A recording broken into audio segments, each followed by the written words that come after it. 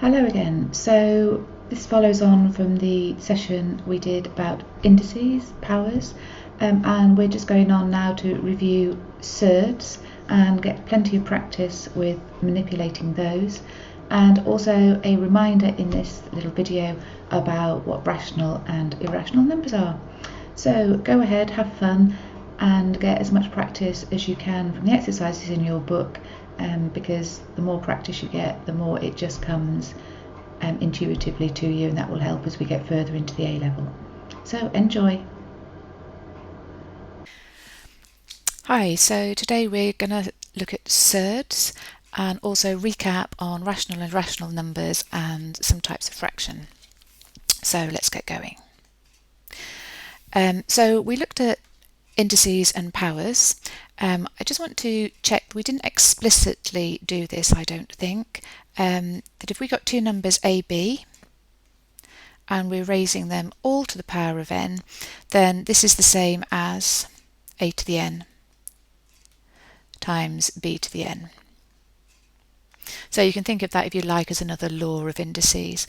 And if you just think what ab to the n means, we've got ab times ab times ab n times. So if we just pull all the a's to the front, leave all the b's at the back, it's obvious that this rule holds. And then following on from this, we can also say that if we've got a fraction a over b to the n, then this is the same as a to the n over b to the n. And just in case that doesn't immediately seem to follow from the first one, we can think of a over b to the n as a, and if you remember, let's think 1 over b, well, we can write that as b to the power of minus 1, because that's what a negative power means. So a over b to the n we could think of as ab to the minus 1 all to the n, and then we can just use this first rule here to say that a to the n, b to the minus n, and that obviously is the same as we've got the a to the n, and recalling that b to the minus n, just like this, is 1 over b to the n. Okay, so those two rules just follow. So we don't need this now. Okay, so you might want to remember those. Those are going to come in useful in a moment. Right, when we're looking at n like this, then n in these cases has to be a rational number. So I just want to check that you're clear on what a rational number is. Now there's a bit of a clue built into the title here, the name, ratio. Basically, n is a rational number if it can be expressed as a ratio or a fraction. So ratio, fraction. So 3 over 4 is a rational number. It can be expressed as a fraction. And just to remind you what these things are called, because we'll be referring to them, we've got here the numerator, and the bottom figure is the denominator.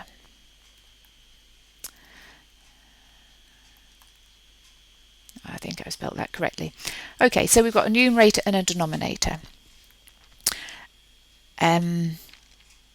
Right, so let's just double check rational numbers. So 1 3/4. Can that be expressed as a fraction? Yes, it can. That's 7 over 4, therefore it's rational. What about minus 3/5? That's okay. It's still expressed as a fraction, as a ratio, so negative numbers can also be rational. Right, what I'm interested in now, so we know what a rational number is. Let's get rid of that. So, what about if we turn a rational number into a fraction? So we're going from a rational fraction to, I think we may have covered this when we did indices. A rational fraction to a decimal. This is what I wanted to do. I may not have said that. Okay, so 3/4, you know, it's just one of those things you know, it's 0.75, isn't it? what does 3/4 actually mean? Let's just remind ourselves 3/4, and this is always useful, is the same as 3 divided by 4. That's another way to read a fraction, 3/4 or 3 divided by 4. So what I want to know is, how do we know whether a fraction terminates when we turn it into a decimal? So 0.75, it's just got 2 digits after the decimal point. We call this a terminating decimal. It finishes, it doesn't go on forever. So terminating. I'm sure you can think of an example that doesn't terminate. The easiest one is a third, which is 0.33, and it goes on forever, which you'll recall you can write as 0.3, and then we put a little repeater over the 3 to show it goes on forever. So I wonder whether you remember or have even come across the rule that lets us decide whether a decimal terminates or not. So we're not going to go into proving this. Let's get rid of that as well. What I'm going to do is tell you for the moment, because hopefully this is a recap, that you can tell if you've got a fraction, we can tell whether it terminates or not by the denominator. So that's the one, denominator, that's the one on the bottom, the number on the bottom of the fraction. If the denominator, if we split it into its factors, if the only factors are 2 and 5, so any amount of 2's and any amount of 5's, then it will terminate. If the denominator has a factor that isn't a 2 or a 5, then it's going to recur. So if we just think about the ones we just did, which was 3/4. So 3/4, the denominator here is the 4, and 4 is 2 squared. If you think of something else you know will terminate, 3/10. 10 is 2 times 5. So anything over a power of 10 is going to terminate, and that's obvious, because if I were to give you 125 over 1,000, then you know dividing by 1,000, move the decimal point 3 places, that's what it means, 0.125. So you can see in these cases it's obvious. So if your denominator has got a factor that's other than 2 or 5, then it's going to be a recurring decimal. So as a challenge for you, if you'd like to accept, I'd like you to take a moment or two to see if you can work out or remember how to write a recurring decimal as a fraction. So I'm going to give you 2 challenges here. And I've got 0.57, and I'm putting a dot just above the 7. So it's the 7 that's recurring, and then 0.25. And in this case, both the 2 and the 5 recur. So your challenge is to either remember how to do this, work out a way to do it, because there's more than one way, and to turn those into fractions. You can always go and look it up. And the beautiful thing is, I don't need to give you the answers to these, because once you've got a fraction, you can test it on your calculator. So you can put the fraction into your calculator and turn it into a decimal, and you should get the answer. Okay, so those are recurring fractions, but they're still, recurring decimals, which we spell with 2 R's like that.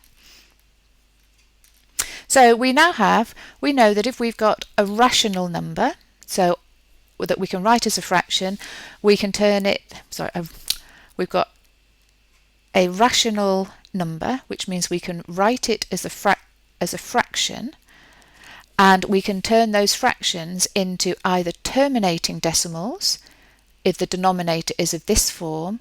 If it's not of that form, then they become a recurring decimal. Okay, so now let's think about, which again you will have come across, what about irrational numbers? What sort of fraction do they become? So an irrational number is going to be one that you can't express as a fraction. So let's have a little think here. Irrational. Can't be expressed as a fraction. I'm going to use this little symbol here, and I might end up doing this without thinking about it. Whenever you see this symbol, I'm using that to mean number, and that's quite a common practice to do. So, can you think of any irrational numbers? Well, the topic that we're looking at is surds, and you may have come across this name before. If you haven't, then I'm going to define it in a moment. But you may be thinking of something like root 2.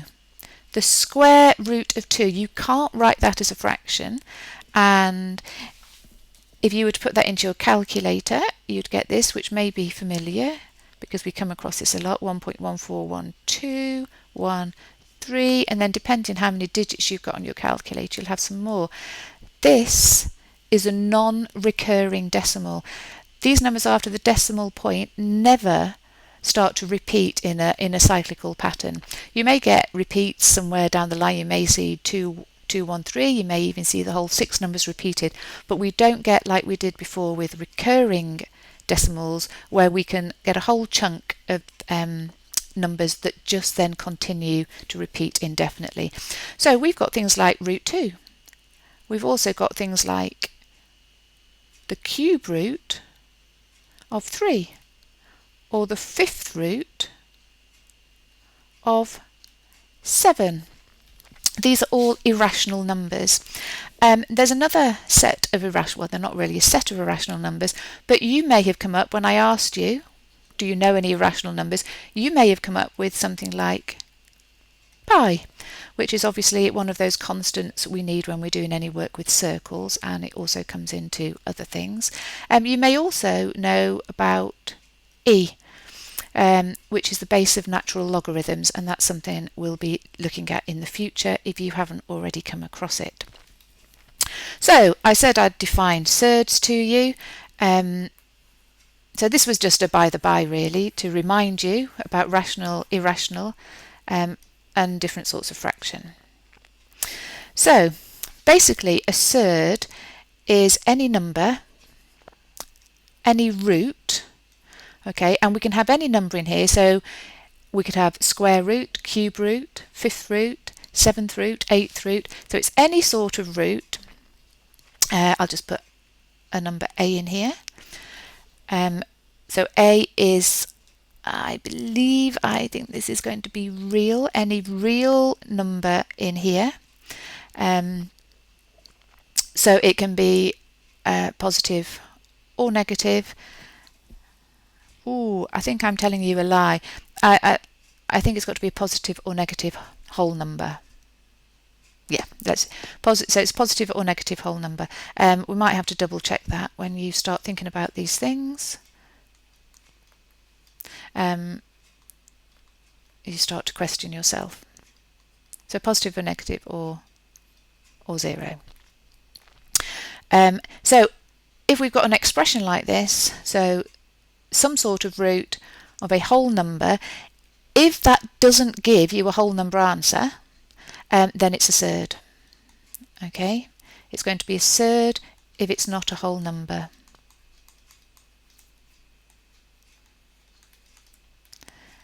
So I'm sure you can think of plenty of things where you would have a whole number. For instance, what's the root? Square root of 16, or what's the cube root of 125? It's worth you looking at squares and cubes of a range of small whole numbers, just so that you start to recognise them. So the square root of 16 is obviously 4. The cube root of 125 is 5, because we go 5 times 5 is 25, 25 times 5 is 125. Don't know if I mentioned this before, but we could just as well here write a 2 in there to show it's the square root, but it's common practice that you don't need that 2. If you see it without a number, you're talking about a square root. So, okay, so we've got surds. So what do we need to be able to do with them? Well, we've already done all the work because we've got all our rules for indices that we've done, and we've just recapped these. So let's just recall, if we were to write the square root of x, if we wanted to write that as a power of x, I just want to check that you've remembered that. So have you remembered that the square root of x is x to the half? And just a little reminder, because it's always good to remind ourselves, why is that true? Well, it's because if we multiply x to the half by itself, x to the half, the rules of indices, say we're multiplying two powers of the same base, remember x is called the base, when we're doing that we can just add the indices, we get x to the 1, which is of course just x.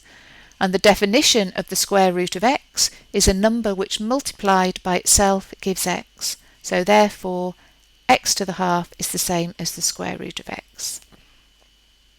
And so just think to yourself, what's the cube root of x? Remind yourself what that is. The cube root of x we could write as x to the third. Right, so let's think about rules then. So because we can write the square root of x as x to the half, let's think about what the square root of a b would be. Well, we can simply use this top rule. We can say that's the same as ab to the half, which is a to the half, using that rule. So root ab is simply root a, root b. And this goes for whatever type of root you've got. So the same thing holds true for cube roots and quarter roots and so on. And following the same thing, we can use this bottom rule to prove that the root of a over b equals root a over root b. We're just doing exactly the same thing as that. So we now have two rules, which are about pretty much the only thing you need to know about surds, and then you can do all the work, is this one. So root a over root b is root a over b, and this one that is going to have a squiggly box round it. So basically most of the questions you get about surds will just rely on you knowing these two things. So let's do some examples. I'm just going to clear this screen. There we go. So what I'd like you to do is in your exercise book, so I want you to go to, I'll get rid of my red pen in a second, exercise 1E, and we're going to look at question 1. So what we'll do is we'll just do the first one together and the last one together. So we'll look at A, which is simply root 28, and you're not allowed to use a calculator for this. So we've just got to simplify this as much as possible. So all we do is we say root 28 is root 4 times 7, which is, using our first rule, root 4 times root 7, which is 2 root 7. So that's all these questions are asking you to do. We'll look at the last one as well, which is root 12 plus 3 root 48 plus root 75. So at first glance, doesn't look as though there's much similarity here, but once we start doing the same thing as above, we can see we've got root 12. Well, we can write 12 as 4 times 3. We've got here 3, and we could write 48. So I'm looking for squares we can get out of this. The biggest square I can get out of this is 16. It's 16 times 3. And 75, the biggest square we can get there is 25 times 3. And so we'll get here root 4, root 3, and I know I'm writing all the steps out here, which for something as simple as this you wouldn't necessarily need to do, but just to show you exactly what we've got, root 25, root 3. So you can notice I've got root 3 in all of these. I didn't mean to do that. Hang on a sec. Oops. I meant to get my eraser there. Let's just get rid of that. Let's start again. So we're simply going to add up how many root 3s we've got. How many have we got? Well, we've got root 4, which is 2, and then we've got 3 times 4, because root 16 is 4, plus, and we've got 25 there. Root 25, which is 5. So we get the answer, if we just add that up, 19 root 3. So I'd like you to go ahead and do the other questions in exercise 1E, question 1, and just check that you're perfectly happy with manipulating surds in this way. So do that now. And then continue when you've finished.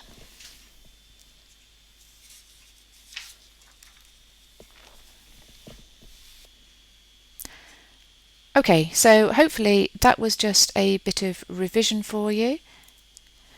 So let's start again. Right, so I'm just going to do a sidetrack now, just to check that you're happy with expanding brackets.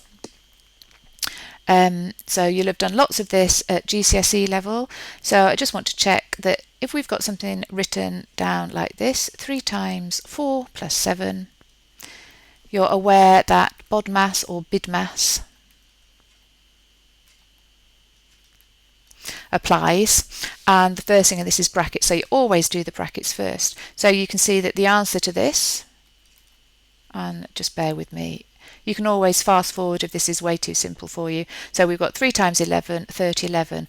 What I just want to check is that you're perfectly happy to expand this bracket out. This number outside means I've got to, if I want to expand the bracket, I would have to multiply everything inside.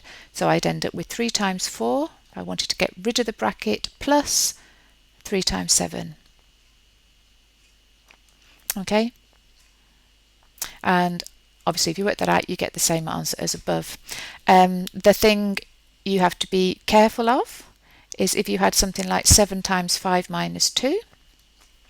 Well, we've got 7 times 3. We do the bracket first, so we know the answer is 21. You've just got to be careful that you remember about the sign inside here. That sign belongs with the 2. So we've got 7 times 5, and then we've got the minus sign because we're doing 7 times minus 2 really. And the point about brackets sometimes is that we write things in brackets. I know normally you would, in maths questions, you'd have algebra in here, you'd have some x's and y's. But the point about having brackets is it makes it easier. It's easier to do 4 plus 7, multiply the whole thing by 3, than to do 2 multiplies and an add. And the same here. And you can imagine if these were nastier numbers, you could end up with a very easy sum if you do the brackets first, and quite an annoying, tricky one if you don't. Okay, so I mentioned about being careful. You probably have a little rule in your mind. So if you have something like this sum to do, 10 minus 3 times 2 plus 1, well obviously, let's just sort through this. Brackets first. 2 plus 1 is 3. Then we do 3 times 3, so 10 minus 9 would be 1. So we know that's the answer to that. So we've effectively got 10 minus 9 equals 1. If we wanted to expand the bracket here, we've got to remember, and the rule you're probably used to is that a negative sign outside changes the sign inside. And if that's how you remember it, that's perfectly fine. It's the easiest thing to do. So any negative sign outside is going to change the signs of any plus or minus sums inside. So we'd have minus 3 times 2, and then instead of plus 1 we'd have minus 3 times 1. Okay. As I said, we usually see this in algebra, so let's just have a little example that we'll be coming back to, but just to remind you, you're probably very familiar with being asked to expand out brackets that look like this. Very familiar. This is going to give us a quadratic expression that we'll define another time. You probably have your own way of how to do this. Sometimes people will say, I've got to do the insides. So you've got the two loops where you've got your outsides and your insides, and then you've got to multiply these other two. So you may have a way of doing this where you create smiley faces or something like that. The important thing is each term has to be multiplied by each other term. So you could go ahead and do that. I just wanted to remind you of that. So coming back to surds then, let me just clear this off. So let's have a look at exercise 1E now, and we'll look at question 2. So the question is asking you to expand and simplify if possible. So we're just going to be using the skills we've just learned as well as getting rid of brackets. So we'll do question A together, and that is root 3 times 2 plus root 3. So doing what we've just done, this root 3 has to multiply both of these. So we've got root 3 times 2 plus root 3 times root 3. So you can see we've just got 2 root 3. I'm just going to write that the other way around because then I don't have to put the times in. And root 3 times root 3 is simply 3.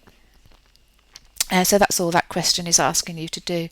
Let's go and look at one of the harder ones. If we look at I, we've got 7, take away root 11, and 2 plus root 11. So let's just do this one together. 7 times 2 is 14. Now my normal way to do these sorts of things, I've got 7 times 2 and then I'll do the other two cross ones. So I've got, let's do this one, I've got 7 root 11 from that one. I've got minus 2 root 11 from here. And then I've got this one, which is minus root 11 times root 11.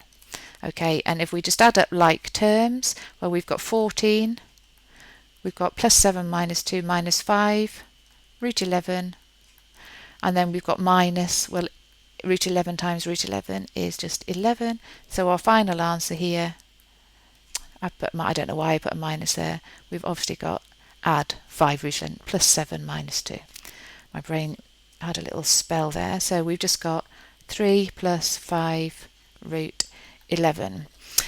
So what I'd like you to do is check that you're perfectly comfortable with the rest of question 2. And you can also have a go at question 3. You can check your answers either in the back of the book or on a calculator, because your calculator will probably show you what's going on here, but you do have to be able to do the working out and understand it.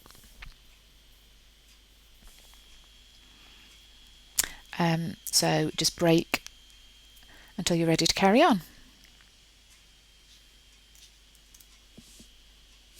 Oh.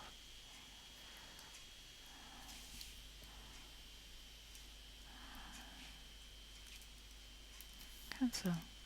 Shift seems clear. Right. Okay, so hopefully that's all seeming good to you. I just want to do, let's look at a couple of examples here. I want you to consider 4 plus root 3 times 4 minus root 3. So we'll do this first one together. 4 times 4 is 16, and then we've got plus 4 root 3 minus 4 root 3 minus root 3 times root 3. So these two cancel out. So I've got 16 minus 3, which is 13. So you know what? It's time for me to have a coffee, I think. Okay.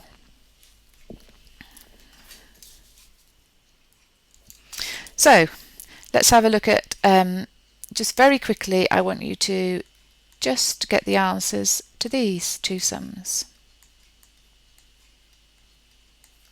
That one and this one.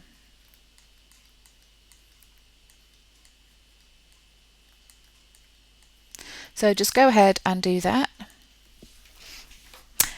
Pause the video and come back when you've done that.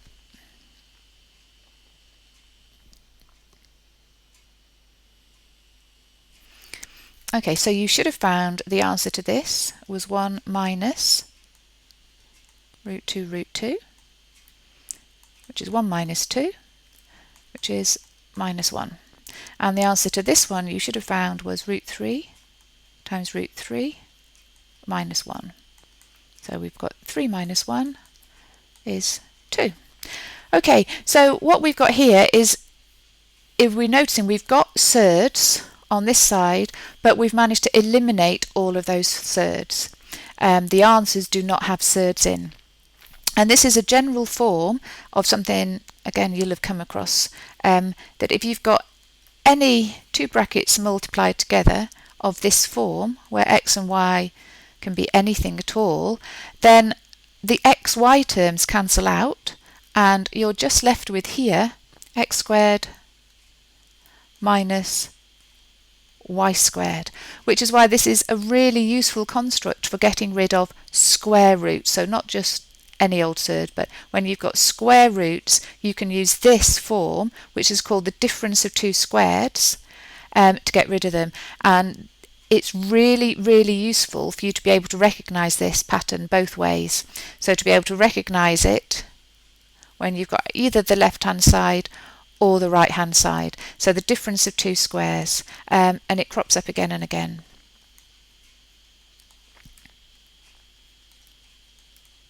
So always keep an eye out for that. And the reason it's nice is because we can use this difference of two squares to help us get rid of surds when they arrive in the bottom of a fraction. And when we've got a question like this, it's usually in the form of you being asked to rationalise the denominator. So let's have a little look, see what we mean by that. So just a quick recap of fractions, just in case your mind's going as blank as mine is at the minute. Oh, and I'm still in my red pen. Let me change back. 2/3 is obviously the same as 4/6, is the same as 40/60. And if you're at all unsure that those facts are true, you need to go back and really look up what fractions are. The important thing is, this is just illustrating that as long as you multiply, that looks like a divide, as long as you multiply the top and bottom of a fraction by the same thing, then you are not altering the value of the fraction. So multiply top and bottom by the same number.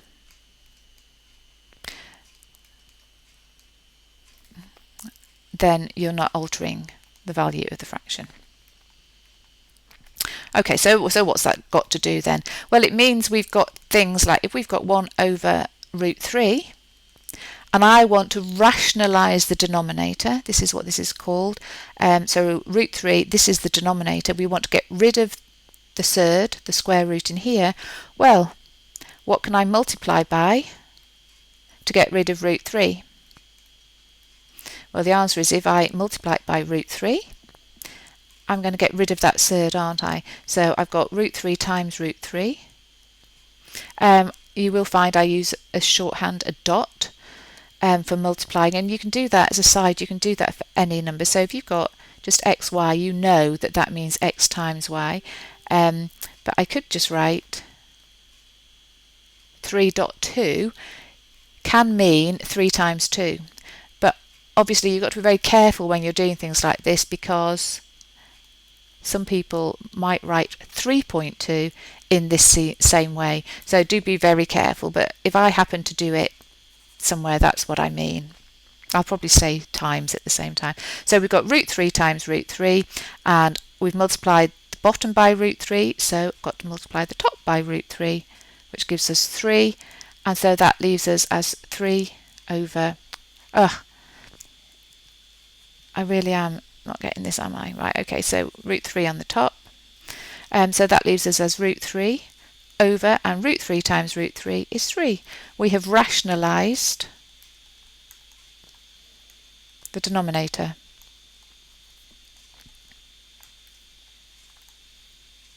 And you might literally denominator.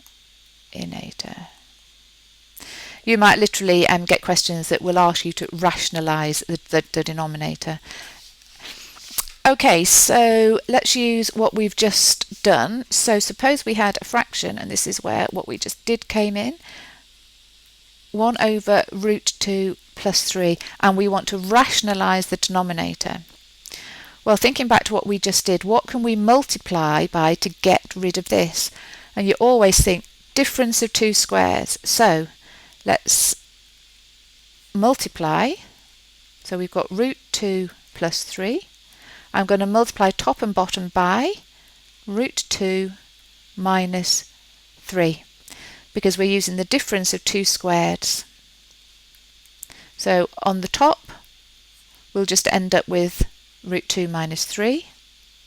And on the bottom, we expand this out, we get the difference of two squareds, so we're going to end up with 4. Oh my, I do apologise. Actually, that is a really common mistake to make. You've got to be very careful. Root 2 squared is 2 minus 3 squared is 9. So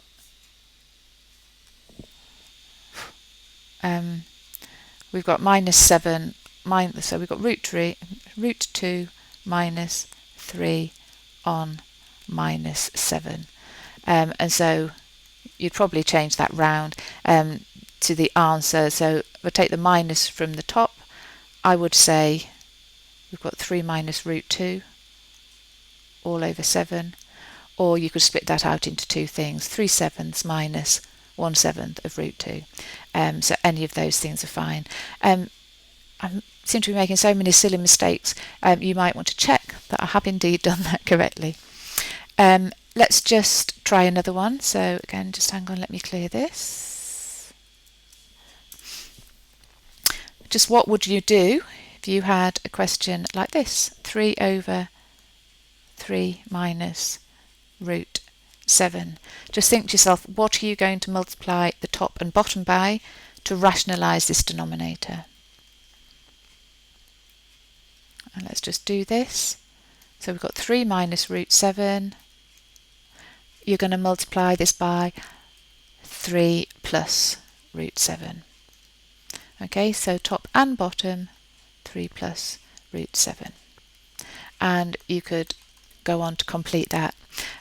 Remembering, so this would give us the difference of 2 squared, so we'd have 3 squared, which is 9, take away root 7 squared, which is 7. That's right. Okay, so in general, if you want some rules, people like rules, but rules are only any good if you understand exactly why you're doing them. If you want to rationalise a fraction that's 1 over root a, then you're going to times the top and bottom by root a. If you want to rationalise something that's of the form 1 over root a plus another number, and this other number itself could be a root, and it's fine because we'd end up squaring both of them. You want to multiply by, well, you're going to multiply by root a minus b. Root a minus b. We want to get the difference of 2 squareds on the bottom. And in a similar way, if you've got 1 over, let's write this a different way, a minus root b. So you're going to multiply, we want the difference of 2 squared, so we want the opposite thing here, so we want a plus root b on the top and the bottom. Okay, so what I suggest we do now is look at exercise 1F in your book. We'll look at a couple together and then you can finish that off. So here we go, let me just clear this. So exercise 1F. And question 2. So if we look at part M, and we'll look at this one together. So the question is, it's got root 2 minus root 3 over root 3 minus root 2. Have I written that down right? I don't think I can have written that down correctly. Oh yes, I have. So yeah, I chose this. So if you were to launch straight in and say to yourself, I've got to do the difference of squares on the bottom, what would you multiply by? Well, you'd multiply by, that's correct, root 3 plus root 2. And so you could work through that. So this is one way. You might immediately think that I've got to multiply top and bottom. But in maths, you've always got to be a bit careful, because if you just blindly follow down a route of something, a rule you've learned, you can give yourself a lot more work than you need to. So we could do this dot there, see, so that's what I do. We said we want to multiply top and bottom by root 3 plus root 2. Okay, which means you're going to have to multiply out the top of this. So you could go on and do that, and that's absolutely fine. The other thing you could do is to use your now, so instead of thinking, oh, I know I've seen this before, I know I've got to use a rule, you could just think, hang on a minute, root 3 minus root 2, is that not just the negative of this? So if we leave the root 3 minus root 2 on the bottom and rewrite the top as minus root 3 minus root 2. Hopefully that's obvious. I'm just writing that like this, minus root 3 plus root 2. Okay, and then I've taken the minus sign outside. So doing the opposite, I've got to make sure I change the sign inside. Okay, and so if you can spot that, then you're just going to get, oh, well, I've got minus that over that, they cancel out, and I'm left with minus 1. So that's just a little shortcut there. But either way is fine, you'd have got the right answer. So let's just look at one of the other things. Let's have a look at question 3. Let's look at one of these, because you can do the whole of exercise F in a minute. So let's look at this. What's this asking? This is 1 over 3 minus root 2 squared. Okay, so what are you going to have to do here? Well, this is 3 minus root 2, 3 minus root 2. Well, I know how to get rid of each one of those. I've got to multiply by 3 plus root 2. So I'm going to have to do that twice. So effectively what I'm going to do is multiply, let's do this, 3 minus root 2 squared. I'm going to be multiplying by 3 plus root 2, but I'm going to have to do that twice because I've got to get rid of each of these. So we've got 3 plus root 2 squared on the top. So what's going to happen on the bottom? Well, I'm going to have a 3 minus root 2, 3 plus root 2. So I've got two lots of difference of squares. So inside the first lot I'm going to have 3 squared minus root 2 squared. And that's exactly the same for inside my second difference of 2 squared. And I've got to expand this out on the top. So you can just expand that out. So it's something over 49. Okay, and you can just work that out. Okay, that's all the input from me for this session. So what I want you to now do is check that you can do everything in exercise 1F. And if you have any questions, then we can go over that next time we actually get together.